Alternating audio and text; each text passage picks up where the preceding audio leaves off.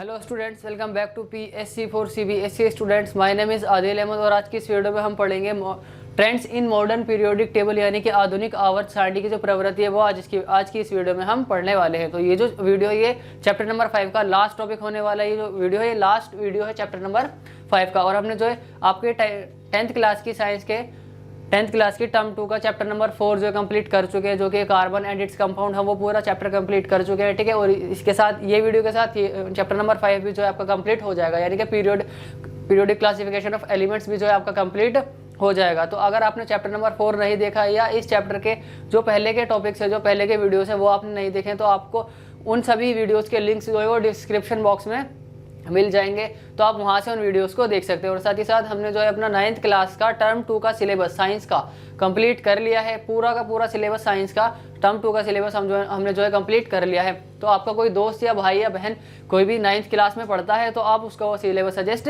कर सकते हैं। तो स्टूडेंट्स, हम अपना टॉपिक शुरू करते हैं, जो कि है trends in modern periodic table. ये जो है लास्ट टॉपिक होने वाला है आपके इस चैप्टर नंबर 5 का। ठीक है, तो क्या है trends in modern periodic table, यानी कि आधुनिक आवर्त सारणी की प्रवृत्ति क्या होती है। ठीक है, तो इसके अंदर जो सबसे पहले हमें पढ़ना है वो वैलेंसी के बारे में पढ़ना है। ठीक है, वैलेंसी यानी कि संयोजकता, जिसको हम हिंदी में कहते हैं, वो आज की इसके अंदर में सबसे पहले यही पढ़ना है। ठीक है, फिर उसके बाद हमें एटॉमिक साइज पढ़ना है और metallic and non metallic character के बारे में हमें जो है पढ़ना। तो शुरू करते हैं सबसे पहले वैलेंसी से कि वैलेंसी क्या होती है, संयोजकता क्या होती है। तो कोई भी एटम है उसके आउटर मोस्ट शेल में जितने इलेक्ट्रॉन्स प्रेजेंट होते हैं, किसी भी एटम के आउटर मोस्ट शेल में जितने नंबर ऑफ इलेक्ट्रॉन्स प्रेजेंट होते हैं, वही क्या कहलाती है, उस एलिमेंट की वैलेंसी कहलाती है। वही उस एलिमेंट की जो है वैलेंसी होती है। किसी भी एटम के अंदर, किसी भी एटम के आउटर मोस्ट शेल में जितने भी इलेक्ट्रॉन्स होते हैं, वही क्या होते हैं, उसके वैलेंसी कहलाती है। ठीक है जी, valency of an element is determined by the number of valence electron present in the outer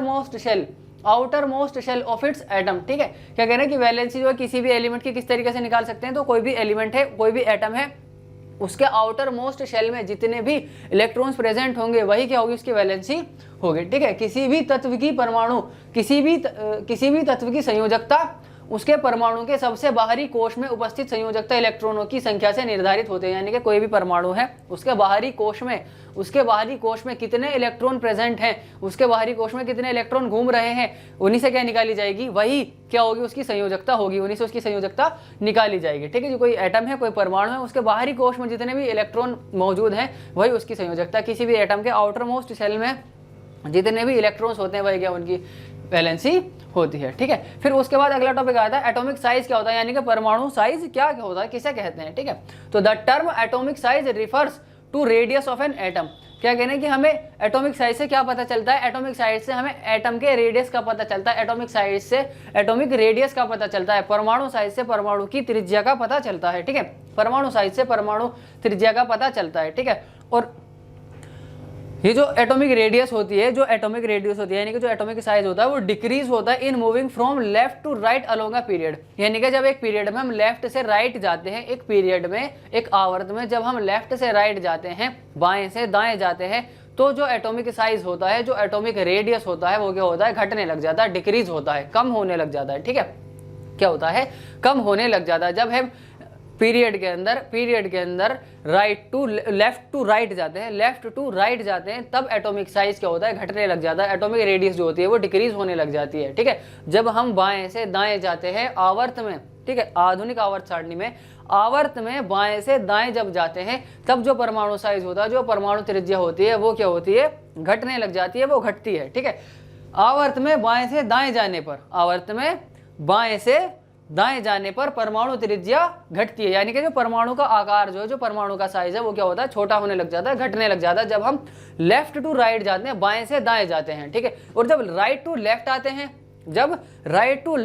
हैं, तब क्या होता है, एटॉमिक रेडियस बढ़ने लग जाती है, परमाणु साइज जो होता है वो बढ़ने लग जाता है, जो एटम का साइज होता है वो बढ़ने लग जाता है। ठीक है, लेफ्ट से राइट जा रहे हैं, तो क्या हो रहा है, एटम का साइज डिक्रीज हो रहा है। अब इसका उल्टा चल करके आएंगे तो क्या होगा, एटम का साइज इंक्रीज होगा। लेफ्ट से राइट जा रहे हैं तो एटम का साइज घट रहा है। जब राइट से लेफ्ट आएंगे, जब इसका उल्टा चलते हुए आएंगे, राइट से लेफ्ट आएंगे, तब क्या होगा, एटॉमिक साइज बढ़ने लगेगा। ठीक है, बाएं से दाएं जा रहे हैं तो क्या हो रहा है, परमाणु का साइज घट रहा है। बाएं से दाएं जाने पर परमाणु का साइज घट रहा है। तो जब दाएं से हम बाएं जाएंगे तब क्या होगा, परमाणु का साइज बढ़ने लगेगा, परमाणु त्रिज्या बढ़ने लगेगी। ठीक है, फिर उसके बाद हमारा आता है ऐसा होता क्यों है, लेफ्ट से राइट जाने पर परमाणु त्रिज्या घटती क्यों है, एटॉमिक साइज घटता क्यों है, एटॉमिक रेडियस डिक्रीज क्यों होती है। ठीक है, ऐसा इसलिए होता है क्योंकि जब हम लेफ्ट से राइट जाते हैं, किसी भी पीरियड के अंदर लेफ्ट से राइट जाते हैं, तो उस एटम का जो न्यूक्लियस है उसके अंदर न्यूक्लियर चार्ज जो होता है वो बढ़ने लग जाता है। ठीक है जी, किसी भी एटम के अंदर अब जब हम लेफ्ट से राइट जाते हैं तब क्या होता है, न्यूक्लियर चार्ज बढ़ने लग जाता है। ठीक है,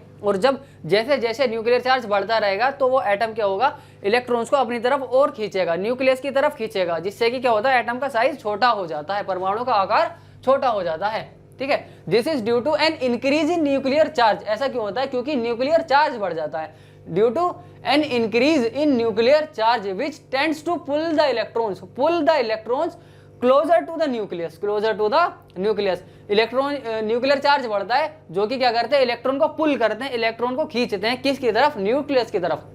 और क्या होता है, reduces the size of atom, और क्या होता है, एटम का साइज रिड्यूस हो जाता है, छोटा हो जाता है, घट जाता है। ठीक है, ये लिखा हुआ है क्यों, जब हम लेफ्ट से राइट जाते हैं, जब किसी भी पीरियड में हम लेफ्ट से राइट जाते हैं तो एटम का साइज क्यों छोटा होने लग जाता है, क्यों, क्योंकि एटम के अंदर न्यूक्लियर चार्ज जो है वो बढ़ता है, और जब न्यूक्लियर चार्ज बढ़ता है तो जो आजू बाजू के इलेक्ट्रॉन्स होते हैं उनको अपनी तरफ खींचने लग जाता है। क्यों, क्योंकि जो न्यूक्लियर चार्ज होता है, जो न्यूक्लियस होता है उसके अंदर पॉजिटिव चार्ज होता है और इलेक्ट्रॉन पर नेगेटिव चार्ज होता है। तो जब न्यूक्लियस के अंदर न्यूक्लियर चार्ज बढ़ने लग जाएगा, पॉजिटिव चार्ज बढ़ने लग जाएगा, तो वो क्या करेगा, इलेक्ट्रॉन्स को माइनस चार्ज वालों को अपनी तरफ खींचने लग जाएगा, जिससे क्या होता है, एटम का साइज छोटा हो जाता है। ठीक है, इससे क्या होता है, परमाणु का आकार छोटा हो जाता है, चौड़ा नहीं होता, छोटा हो जाता है। ठीक, this is due to an increase in nuclear charge which tends to pull the electrons closer to nucleus and reduces the size of atom। ठीक है, क्यों, क्योंकि न्यूक्लियर चार्ज बढ़ जाता है और वो इलेक्ट्रॉन्स को न्यूक्लियस की तरफ खींचने लगते हैं, जिससे कि इलेक्ट्रॉन जो एटम का साइज होता है वो छोटा हो जाता है। नाभिक में आवेश के बढ़ने से, आवेश चार्ज को कहते हैं, तो नाभिक में आवेश के बढ़ने से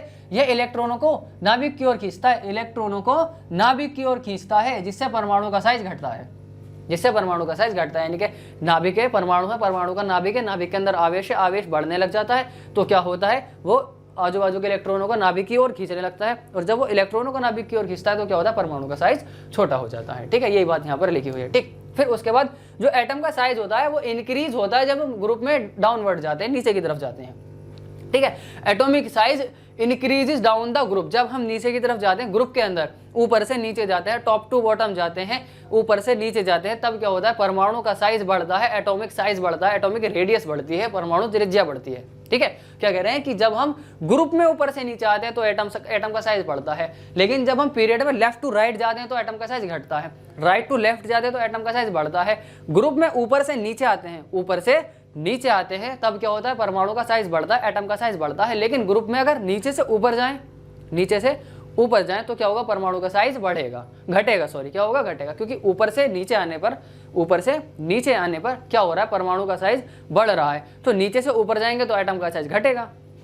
ठीक है, atomic size increases down the group. ठीक है, जब हम समूह में नीचे की तरफ जाते हैं, समूह में नीचे जाने पर परमाणु का साइज बढ़ता है, जब हम समूह में नीचे की तरफ जाते हैं तो क्या होता है, परमाणु का साइज बढ़ता है, और जब नीचे से ऊपर की तरफ जाएंगे तो क्या होगा, परमाणु का साइज घटेगा। ठीक है, this is because new shells are being added as we go down the group. ऊपर से नीचे आने पर जो एटम का साइज है, एटॉमिक रेडियस, वो क्यों बढ़ने लग जाती है, क्यों, क्योंकि जब हम ग्रुप में नीचे की तरफ आते हैं तो उसके अंदर इलेक्ट्रॉनिक शेल्स जो है वो बढ़ने लग जाते हैं। ठीक है, क्या होता है, इलेक्ट्रॉनिक शेल्स बढ़ने लग जाते हैं, जिससे कि एटॉमिक रेडियस या फिर एटॉमिक साइज होता है वो बढ़ने लग जाता है। ठीक है जी, ऐसा इसलिए होता है क्योंकि समूह में नीचे जाने पर एक नया कोष जुड़ जाता है, जिससे कि एटॉमिक रेडियस बढ़ जाती है। ठीक है, फिर उसके बाद आता है metallic and non metallic character, last topic आपके चैप्टर का, अच्छे से पढ़ना है। क्या है, धात्विक तथा अधात्विक गुण क्या होते हैं। ठीक है, तो आपने जो एलिमेंट्स होते हैं बेसिकली 3 जगह क्लासीफाई किया गया है उनको, मेटल में, नॉन मेटल में और मेटलॉइड्स में। तो यही चीज़ पढ़नी है हमको, जो मेटेलिक प्रॉपर्टी और नॉन मेटेलिक कैरेक्टर के बारे में हमें पढ़ना है, धात्विक और अधात्विक गुणों के बारे में हमें पढ़ना है, यानी कि जो तत्व होते हैं वो 3 जगह जो विभाजित किया गया है, पहला धातु, अधातु और उपधातु के बारे में, तो वही हमें यहाँ पर पढ़ना है। तो मेटल जो है, मेटल जैसे कि सोडियम, Na को कहते हैं सोडियम, और मैग्नीशियम, Mg को मैग्नीशियम। तो मेटल जैसे कि सोडियम हो गया, मैग्नीशियम हो गया, ठीक है, ये पीरियोडिक टेबल में किस तरफ है, लेफ्ट हैंड साइड की तरफ है, लेफ्ट हैंड साइड की तरफ। ठीक, एंड जो नॉन मेटल है जैसे कि सल्फर है, क्लोरीन है, ये कहाँ पर है, राइट हैंड साइड की तरफ है, राइट हैंड साइड की तरफ। ठीक, the metals like Na and magnesium, sodium and magnesium are towards the right hand side of periodic table. तो पीरियोडिक टेबल में मेटल्स किस तरफ है, राइट हैंड साइड पर, लेफ्ट हैंड साइड पर, किस तरफ है, लेफ्ट हैंड साइड पर। While the non metals like sulphur chlorine are found on the right hand side. और जो अधातु हैं, जो नॉन मेटल हैं, वो पीरियोडिक टेबल में किस तरफ है, वो राइट हैंड साइड पर है। मेटल लेफ्ट हैंड साइड पर है, non metal right hand side पर है। ठीक, ये ऊपर लिखा हुआ सोडियम और मैग्नीशियम, सोडियम और मैग्नीशियम जैसी धातुएं सारणी में बाईं ओर तथा सल्फर एवं क्लोरीन जैसी अधातुएं दाईं ओर स्थित हैं। तो धातुएं किस तरफ हैं, धातुएं बाईं ओर हैं और अधातुएं दाईं तरफ हैं। ठीक है, फिर उसके बाद आता है बीच में क्या है, बीच में हमारे पास जो है मेटालॉइड्स है, जैसे कि सिलिकॉन। ठीक है, ये क्या है, मेटालॉइड्स होते हैं। मेटालॉइड्स क्या होते हैं, ऐसे एलिमेंट जो नॉन मेटल और मेटल दोनों की प्रॉपर्टी को शो करते हैं, उनको हम मेटालॉइड्स कहते हैं, या फिर सेमी मेटल भी आप कह सकते हैं, अर्ध धातु या उपधातु कहते हैं। ऐसे तत्व जो अधातु तथा धातु दोनों के गुणधर्मों को दर्शाते हैं, उन्हें हम क्या कहते हैं, उन्हें हम उपधातु कहते हैं या फिर अर्ध धातु भी कहते हैं। ठीक है, in the middle we have silicon which is classified as a semi metal. बीच में क्या होता है, सिलिकॉन होता है, जो कि क्या है, सेमी मेटल या फिर मेटालॉइड आप कह सकते हैं। ठीक है, because it exhibits some properties of both metals and non metals. क्यों, क्योंकि दोनों की प्रॉपर्टी शो करते हैं, मेटल्स की भी नॉन मेटल्स की भी, इसीलिए इन्हें क्या बोलते हैं, मेटालॉइड्स भी कह सकते हैं और सेमी मेटल भी कह सकते हैं। उपधातु या फिर अर्ध धातु भी इनको हम कह सकते हैं। ठीक है, तो ये कहाँ पर प्रेजेंट होते हैं, बीच में प्रेजेंट होते हैं। ठीक है, मध्य में यानी कि बीच में सिलिकॉन स्थित है, जिसे उपधातु कहते हैं। ठीक है, ये अधातु तथा धातु दोनों के गुणधर्मों को प्रदर्शित करते हैं, इसीलिए इन्हें उपधातु कहते हैं या फिर अर्ध धातु भी कहते हैं। ठीक है, फिर उसके बाद आता है मेटेलिक कैरेक्टर। जो एलिमेंट्स का मेटेलिक कैरेक्टर है वो डिक्रीज करता है अक्रॉस अ पीरियड, डिक्रीज करता है अक्रॉस अ पीरियड। ठीक है, जब हम पीरियड में लेफ्ट टू राइट जाते हैं ना, लेफ्ट टू राइट जाते हैं तो मेटेलिक कैरेक्टर भी घटने लग जाता है, एटॉमिक रेडियस भी घटती है, एटॉमिक साइज भी घटता है, मेटेलिक कैरेक्टर भी घटता है। ठीक है, जब राइट टू लेफ्ट आएंगे, उल्टा चलते हुए तो मेटेलिक कैरेक्टर बढ़ने लग जाएगा, मेटेलिक कैरेक्टर बढ़ने लग जाएगा। ठीक है, and increases down the group. और जब नीचे की तरफ आते हैं, ग्रुप में नीचे की तरफ आते हैं, ऊपर से नीचे की तरफ आते हैं, तब क्या होता है, तब मेटेलिक कैरेक्टर भी बढ़ने लग जाता है, मेटेलिक कैरेक्टर भी बढ़ने लग जाता है। और जब ग्रुप में नीचे से ऊपर की तरफ जाते हैं, ग्रुप में नीचे से ऊपर की तरफ जाते हैं, बॉटम टू टॉप जाते हैं, तब क्या होता है, तब मेटेलिक कैरेक्टर भी घटने लग जाता है। ठीक है, जब हम ग्रुप में नीचे आते हैं तो मेटेलिक कैरेक्टर बढ़ जाता है, जब ग्रुप में ऊपर जाते हैं तब मेटेलिक कैरेक्टर घट जाता है। ठीक है, और सेम बात एटॉमिक साइज पे भी, एटॉमिक रेडियस पर भी है। ठीक है, जब हम ग्रुप में नीचे आएंगे तो एटॉमिक साइज बढ़ेगा, एटॉमिक रेडियस बढ़ेगी, जब ग्रुप में ऊपर जाएंगे तो एटॉमिक रेडियस होगी, जो एटॉमिक साइज होगा वो घटने लग जाएगा। ठीक है, पीरियड में लेफ्ट टू राइट जाएंगे तो एटॉमिक साइज बढ़ेगा, और पीरियड में लेफ्ट टू राइट जाने पर मेटेलिक कैरेक्टर भी बढ़ेगा। ठीक है, पीरियड में राइट टू लेफ्ट जाएंगे तो क्या होगा, मेटेलिक कैरेक्टर डिक्रीज होगा, और वैसे ही जब हम राइट टू लेफ्ट जाएंगे, जब हम राइट टू लेफ्ट जाएंगे तो मेटेलिक कैरेक्टर क्या होगा, इंक्रीज होगा। क्या होगा, मेटेलिक कैरेक्टर भी इंक्रीज होगा, और जब राइट टू लेफ्ट जाएंगे तो एटॉमिक साइज भी, एटॉमिक रेडियस भी क्या होगी, इंक्रीज होगी। ये बात यहाँ पर लिखी हुई है। ठीक है जी, metallic character decreases across a period. ठीक है जी, जो पीरियड में, जो आवर्त में जो मेटेलिक कैरेक्टर होता है, जो धात्विक गुण होता है, वो क्या होता है, घटने लग जाता है, डिक्रीज होने लग जाता है। यानी कि जब हम लेफ्ट टू राइट जाते हैं, जब हम लेफ्ट टू राइट जाते हैं तब क्या होता है, मेटेलिक कैरेक्टर डिक्रीज होने लगता है। अभी धातु का जो गुण होता है, धात्विक जो गुण होता है वो घटने लग जाता है। जब हम बाएं से दाएं जाते हैं, धात्विक अभिलक्षण आवर्त में घटता है। ठीक है, जब हम बाएं से दाएं जाते हैं आवर्त में, तब क्या होता है, धात्विक अभिलक्षण यानी कि जो धात्विक गुण होता है वो घटने लग जाता है, कम होने लग जाता है। और समूह में नीचे जाने पर धात्विक गुण जो होता है वो बढ़ने लग जाता है, और जब ऊपर जाते हैं समूह में तो घटने लग जाता है। ठीक है, तो स्टूडेंट्स ये था आपका लास्ट वीडियो आपके चैप्टर नंबर 5 का। इसी के साथ जो है आपका चैप्टर नंबर 5 कंप्लीट हो जाता है। ठीक है स्टूडेंट्स, तो आपको ये चैप्टर को अच्छे से पढ़ना है, साथ ही साथ चैनल के साथ बने रहे। अगर आप चैनल पर नए हैं तो चैनल को सब्सक्राइब कीजिए, वीडियो को लाइक कीजिए, साथ ही साथ कमेंट करके बताइए कि आपको वीडियो कैसा लगा, और हमारी इस वीडियो को अपने दोस्तों के साथ शेयर कीजिए।